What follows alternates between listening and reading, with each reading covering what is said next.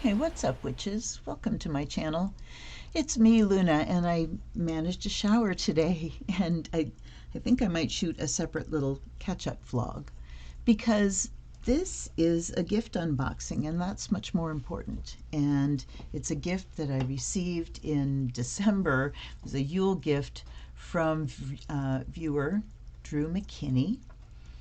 And it's the Thelema Tarot, and when I finish going through the deck, I will do a test drive, and that test drive will be a reading for Drew, although I usually interpret readings on both levels. If it's for somebody that gifted me a deck, there's a personal level, but then I always like to look at it from the collective view too. So stick around for that, if you would. This is a Los Scarabeo deck. Artwork by Renata Lechner, 78 cards with book. It's got a very ethereal look to it, shiny box.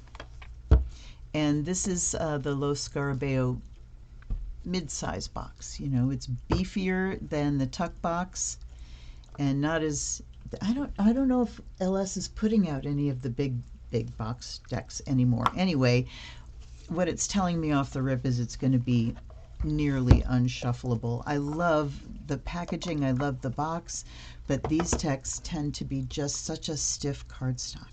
Anyhow, here is, so great gratitude to you, Drew. They're very colorful. There's a very dominant green. Book is by Jamie Elford.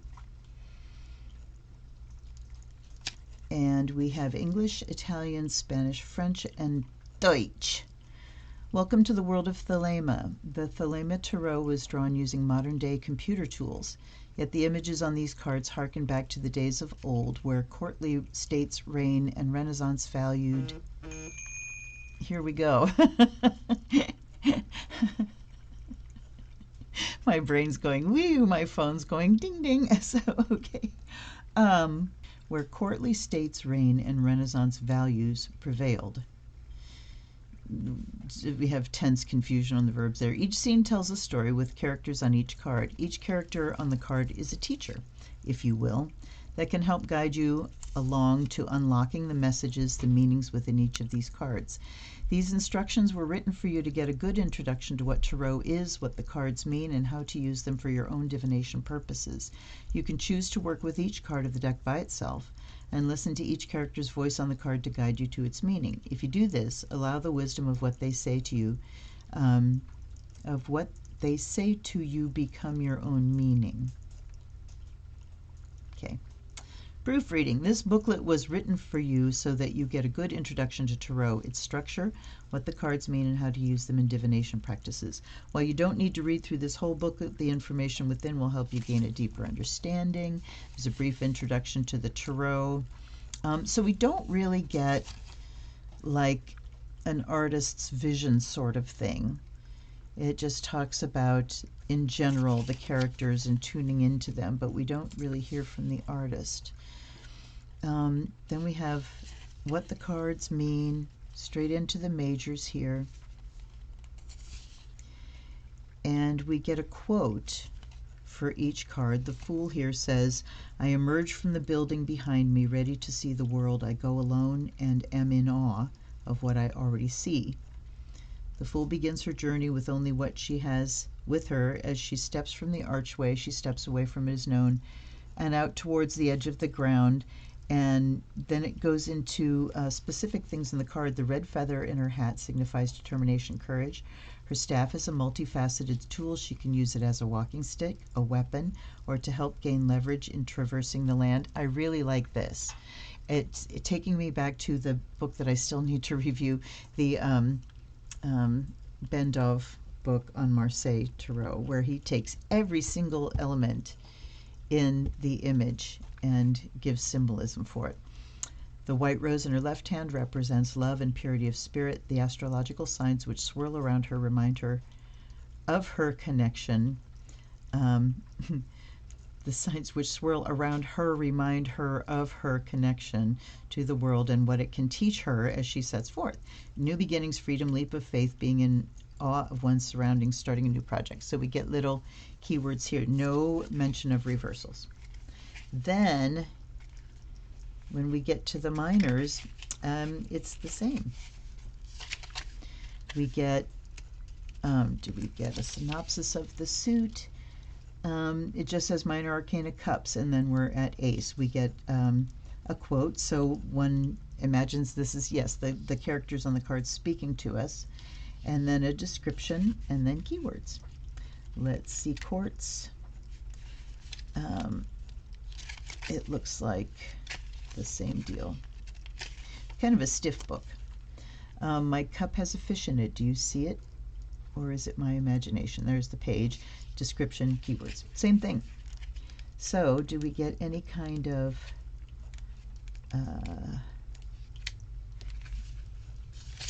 we do get a 6 card called the Thelema spread. What goal should I work on right now? What helps me on this journey? What emotion can help me achieve my goal? What should I leave behind?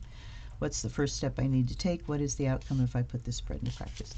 Okay, here's the deck, and the artwork is beautiful. So it is digital artwork, which is artwork. You know, my son and his partner both do digital artwork. They have a tablet, they have a stylus, and they have to draw it.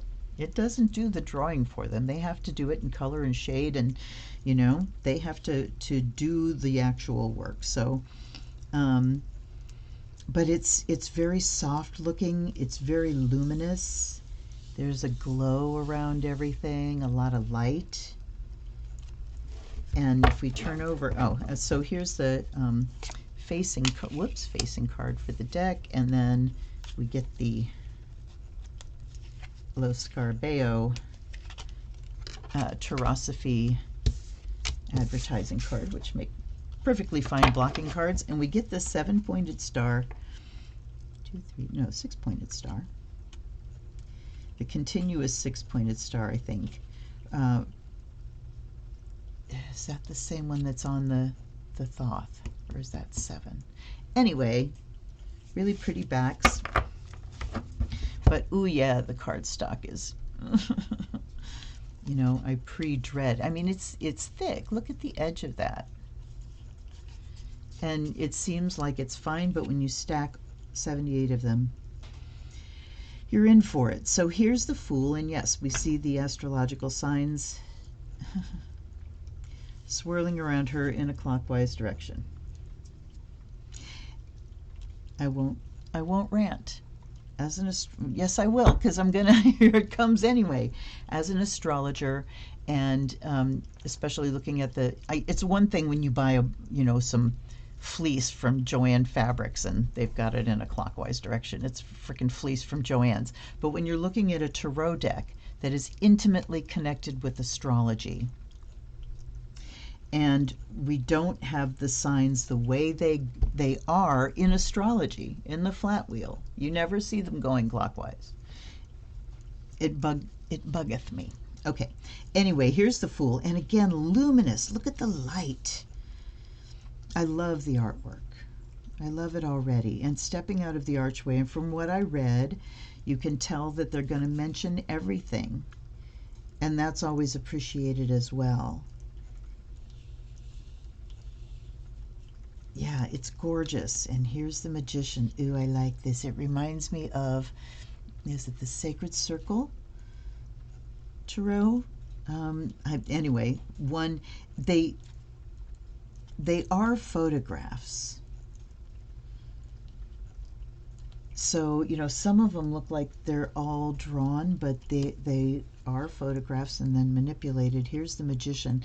Look at all the energy swirling around him. And we have the Caduceus. I like the Cave. Here's the High Priestess. She looks familiar to me. We get the B and the J,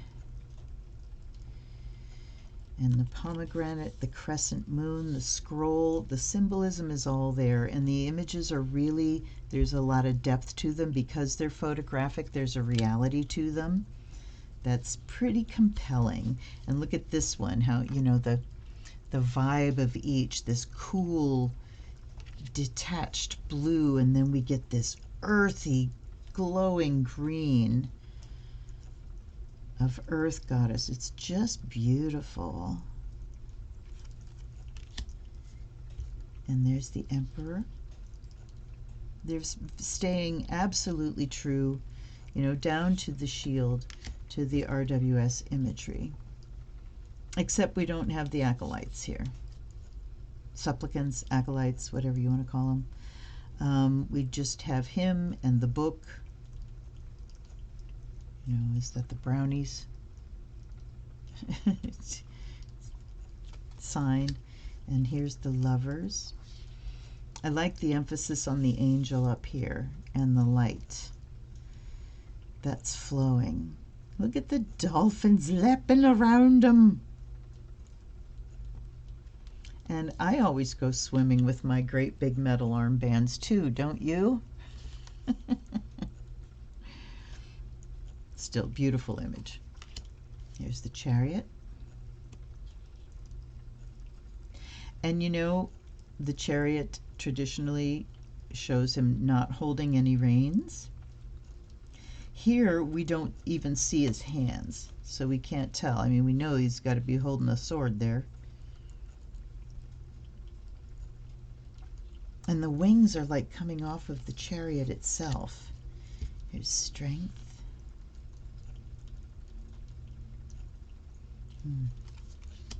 The Hermit. That's very reminiscent of a lot of hermits. I'm actually thinking of Led Zeppelin right now. Here's the Wheel.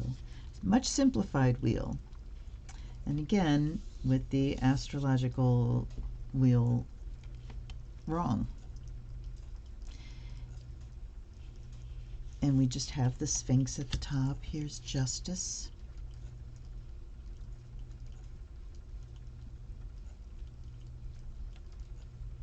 Is that a heart? That's a feather. It must be a heart, but it's really flattened. And then we have the Hanged Man. I love that green. I love that the halo around him is earth colored and this snake. Yikes. Cover your bits. Here's Death. Look at that. A white horse. Isn't that in Revelation, a death on a pale horse? Wow.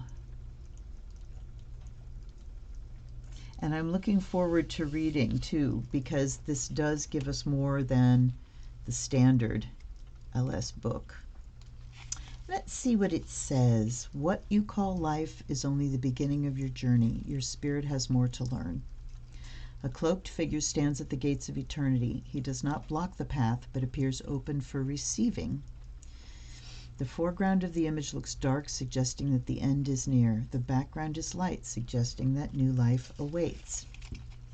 The black cloak represents the unknown, what we fear.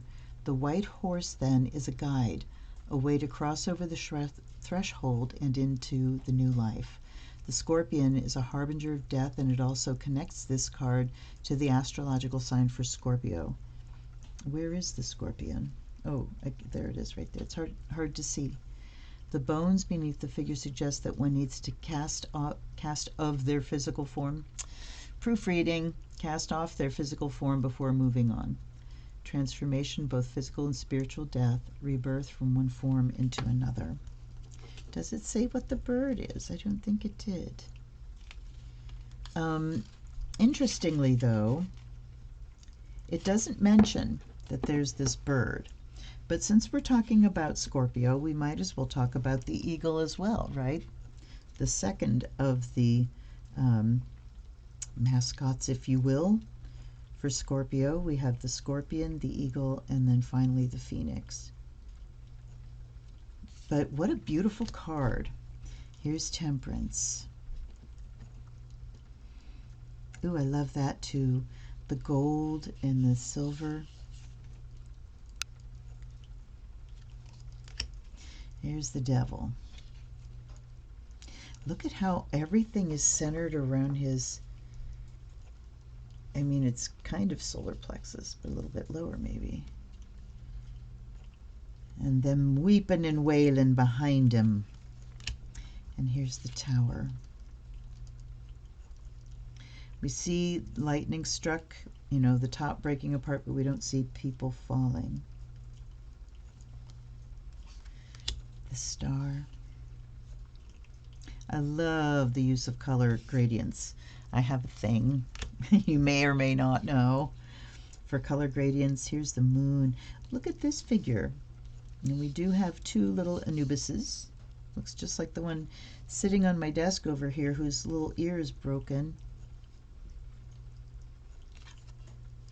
See the crayfish there. That's kind of cool. And there's the sun. Look at the rose in the middle of the sun and that damn backwards astrology. If you're going to use it so much, you know, and clearly, oh, well, I'm not going down that rabbit hole.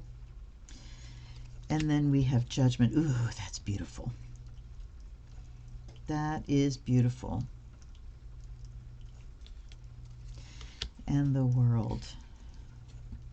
I like these circles, these cycles swirling around. And we have, that's interesting. So there's these rar teeth, so that's a lion. We've got horns for the bull.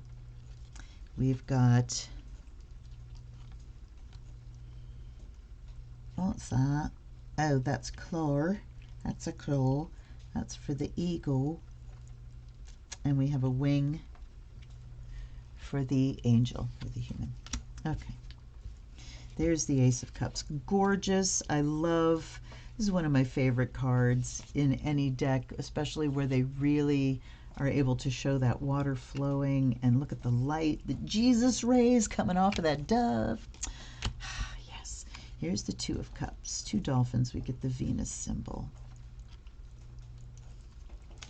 And then the three. So here's where we're departing. We're going like semi-pippish, I think. There's the Three of Cups, and we just see one woman in belly dance attire. Yeah, we're only getting one person. So we don't get a fully fleshed out scene. Four of Cups, she's definitely got that internalized, disappointed look. Five, there's the three upside down.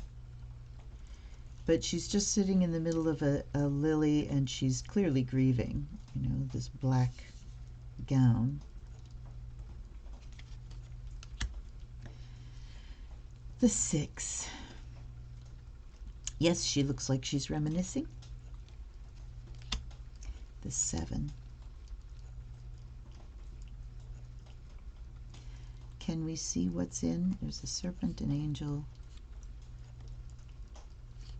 Maybe one can see, but these two can't really. Here's the Eight of Cups. Now that one's actually a little more illustrated, of them actually walking away from the cups. The other people don't really seem to exist in the same place as the cups, sort of.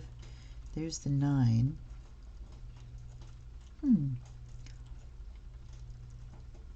She's just kind of looking at the cup, and they are overflowing, all of them with apples and jewels and things. Here's the 10. Little babies. The big castle in the background. And then we have the page. Renaissance-y indeed. Kind of stiff looking, you know. The fish in the cup. There's the knight. The queen. Oh, she's beautiful. It's my card. And the king. Yep, this very flowing. I love all the blue, the fishtails. Here's the pentacles. Not only is he juggling, he's on a unicycle, coming up a boardwalk. There's the 3. You get the idea of work, but not of collaboration. The 4, I'm going to bury it in the ground where it can do me no good whatsoever. There's the 5. Definitely looks like an alms bowl. Or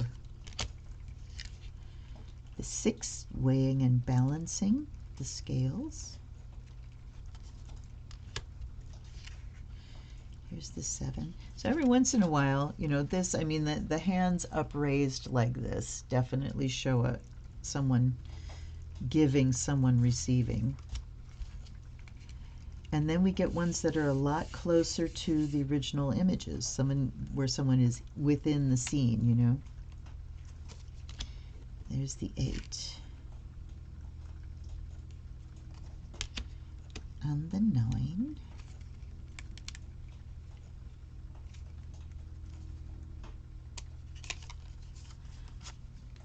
And then the 10. And then we get like no people at all. It's the tree of life.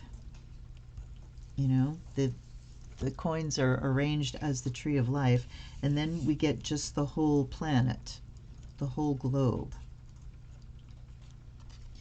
Having it all. There's the page. The knight. Beautiful horses.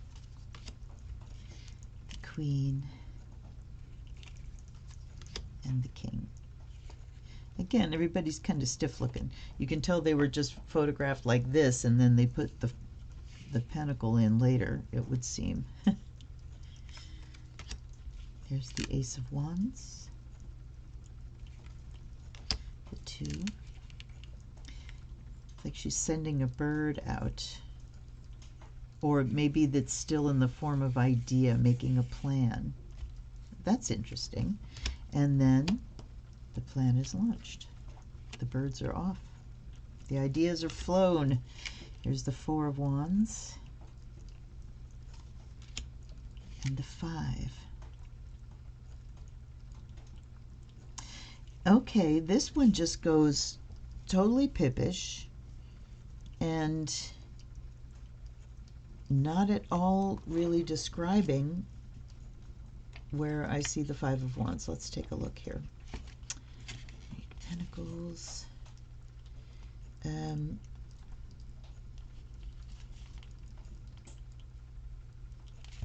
That's swords. Okay, they have wands last here. So the 5 of Wands says, 5 wands rest in the savanna ground. Who put them there and for what purpose? 5 wands have been placed in the grassy savanna ground. They form a pentagon pattern across the landscape. A spark of energy rises up between them, signifying that creation is at hand. A storm brews off in the distance. The pentagram pattern suggests the 5 elements in disharmony. Do you see a pentagram pattern?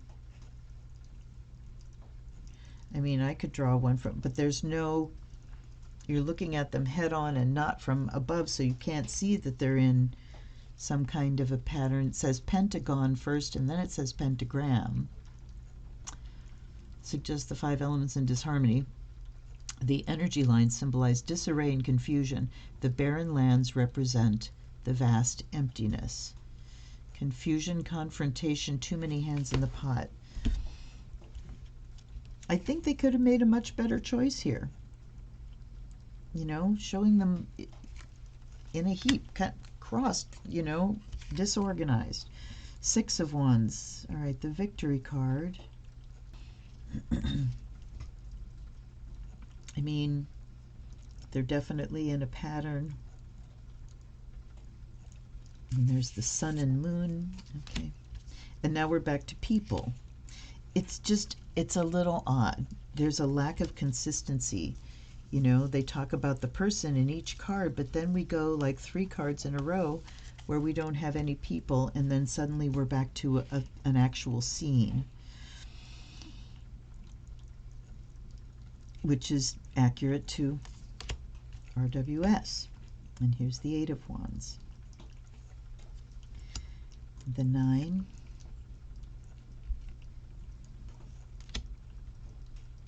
And the 10. What's he reaching for? Is he crumbling under the weight of the wands? Is he going to climb? I don't know. There's the page.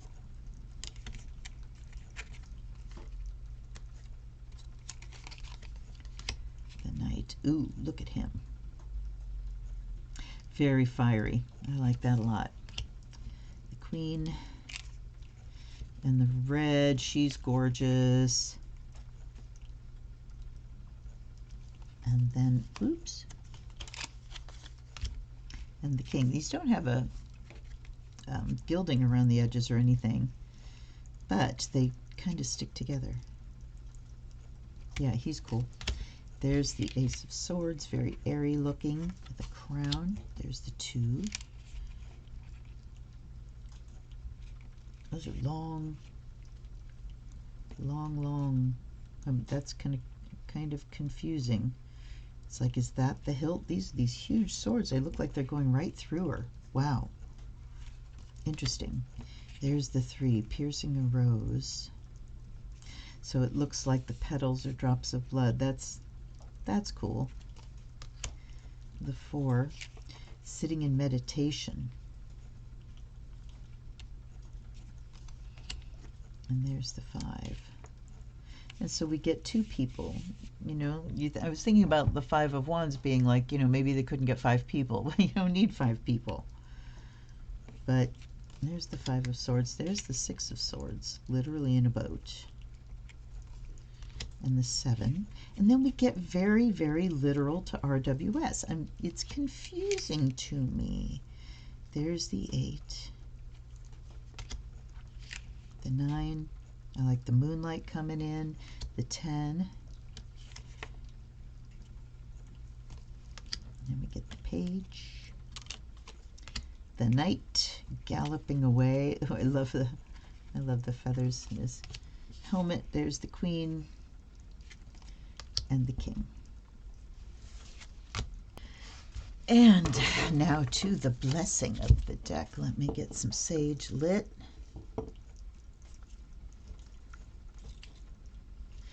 It's going to start snowing again here soon. We had a sunny day yesterday, which was the first one in a long time. And now we're back to overcast and gray with more snow coming in, and I'm okay with that. All right. By air and fire may you be purified and charged. Oop, let's do the boob too. And I offer this purification and this blessing to the author and the artist, to, Renata Lechner and Jamie Elford. Hey, I remembered. I pulled that straight out of my own head. Are you impressed? You should be.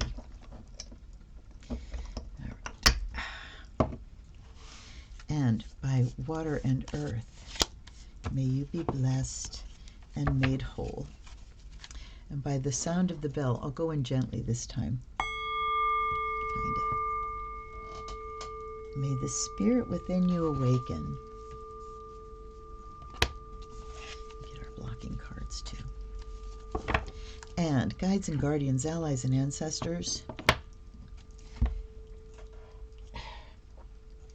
Sorry, hairs, you know me. Thank you for this gift. Thank you for Drew. For Drew McKinney, who very generously gave me 2 decks. And wait. And to my guides and guardians, allies and ancestors, thank you for being here. You get down in my body. Hold my hand and let me give a good reading to my viewers and to Drew. And I offer you fresh water, and I offer you the fire of Azrael, that the gift of divination awaken in this deck. I can feel it already. So not looking forward to this. I'm sure I will end up splitting this into smaller things. Yeah, look, it doesn't bend at all. Just no. No. You know, it's one thing, like with Hay House, Light Seers in particular, one of my favorite decks. And I can shuffle it. It hurts, it's hard, but I can do it. But this card stock is just the worst. So what I'm going to end up doing, I will get them mixed like this, and then if I remember to, we'll cut shuffle a whole bunch, and then I will split and pull. And the split and pull or the spread and pull just kind of negates any issues with shuffling, because you're picking the cards directly. So let's see, look at this. I barely can hold to cut shuffle. So we're going to cut shuffle this way. They don't really slide off of each other. So again, this is another thing that is solved when you split and pull. All right, this is trying to fly off the top, Two of Pentacles. Which way should I go? What should I do? All right, let me focus in here. Telling the deck that I'm going to split and pull. We'll do 6 cards for Drew.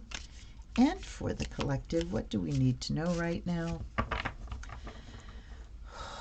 Whenever you're watching, what is it we need to know in order to thrive, in order to level up spiritually? And why do we want to level up spiritually? What does it do for us? It puts a better person into the world. It puts a more compassionate, more engaged, active, and aware person into the world. So,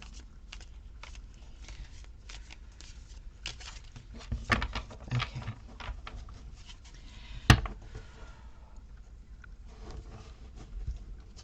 So one of the drawbacks of having to kind of struggle your way through a shuffle like that is you don't really get jumpers. Here's the Empress in the middle. 9 of Cups.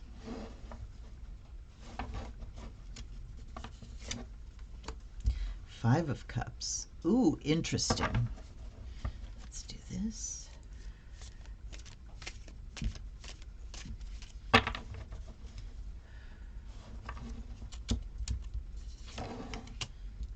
Fool.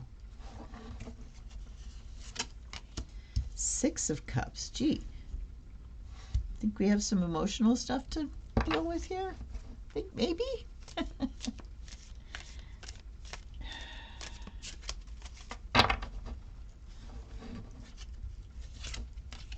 And 2 of Cups. Well, well, well. 4 Cups, 2 Majors. What does that mean? That means that the emotional climate, how I'm dealing with emotions, things that are, awakening my emotional body, causing emotional reactions, are really important right now, really important to pay attention to. The Empress at the center is the body, talking about the body. And because of all these cups, we can talk about, if I ask you, where are your emotions? Where do they live? I know for myself personally, most of my life I was thinking, they're up here somewhere.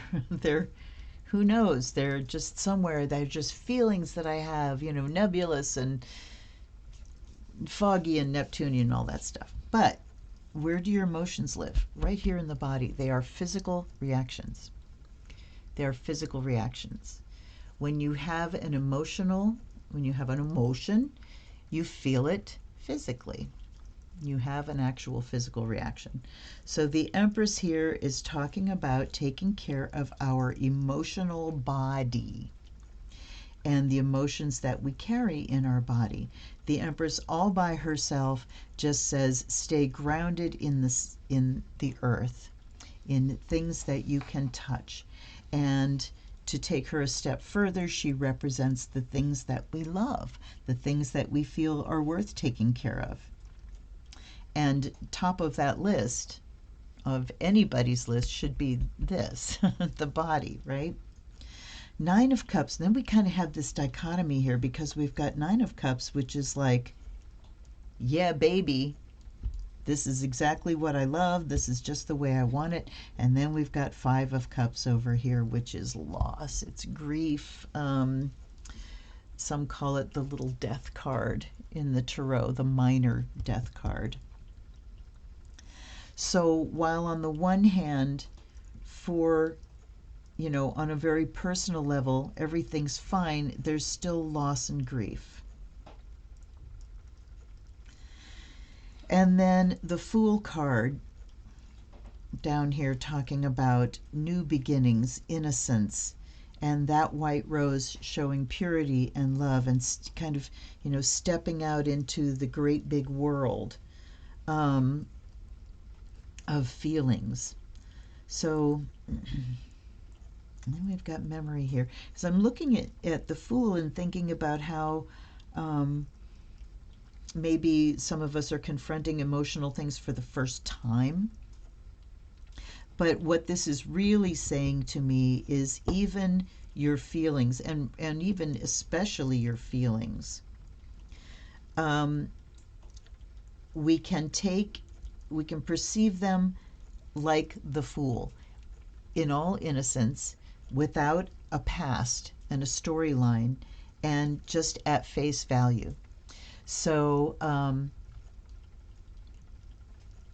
if, for instance, and what I mean by that is without then tacking an entire storyline onto it. And how you naturally approach this is going to be absolutely down to your moon sign. But a lot of times when, something triggers an emotional reaction in us, all the time we interpret it. We're people. We look for meaning in things. What does it mean, if I'm feeling this way?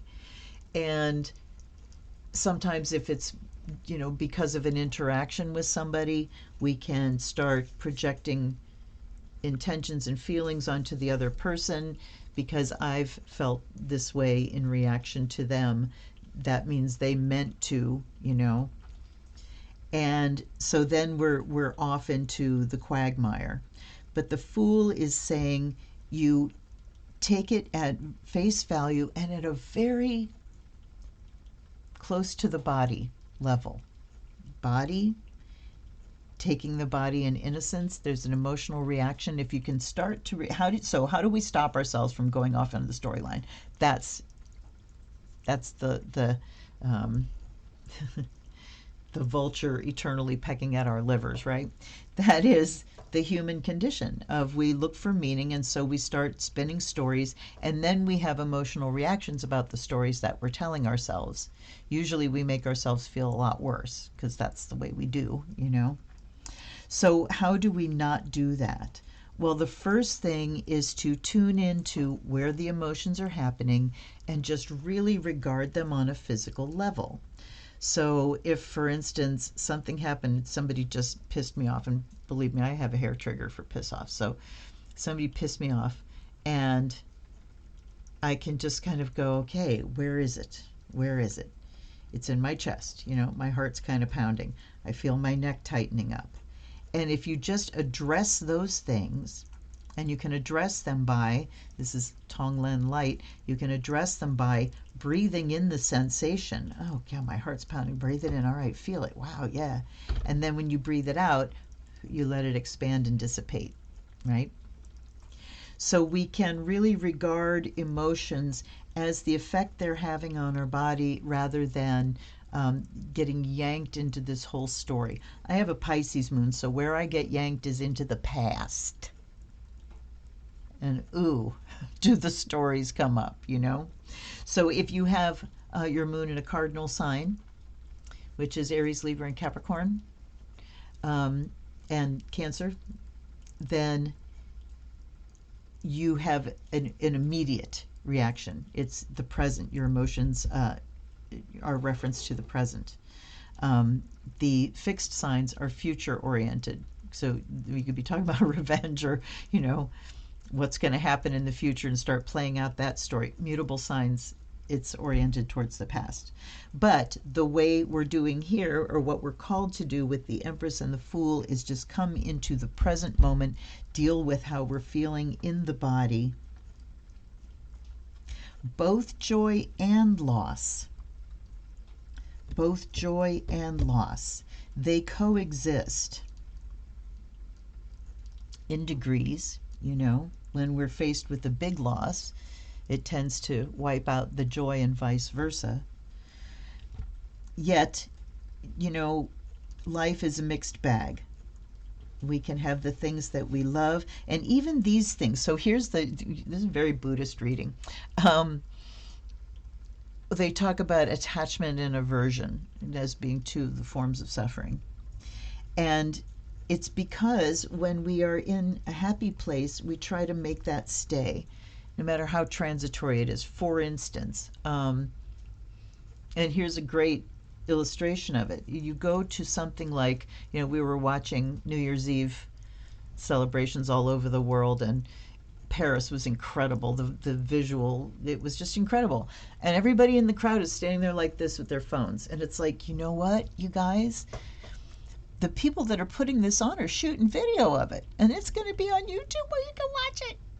You don't have to. Can you just be there? But they're trying to keep it forever, to the point where they are watching it on their phone rather than really being in that moment.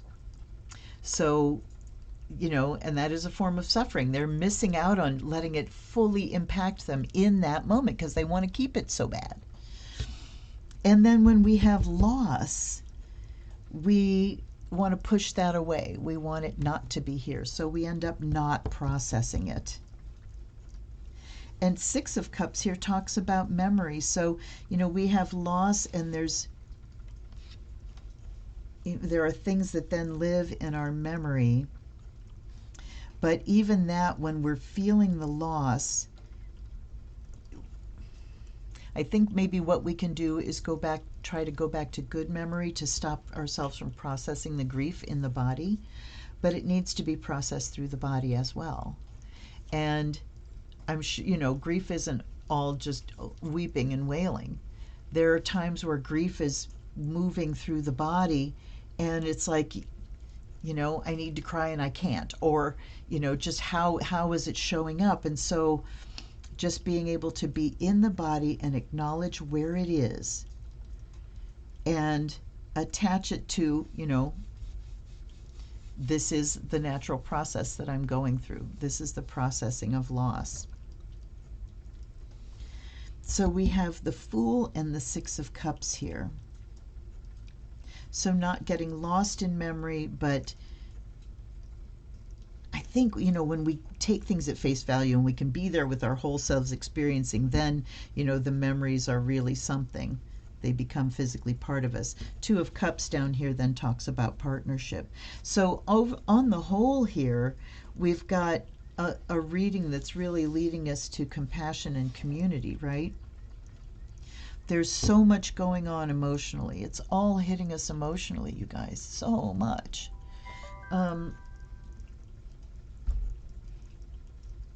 You know what's going on in the world. It's all hitting us emotionally.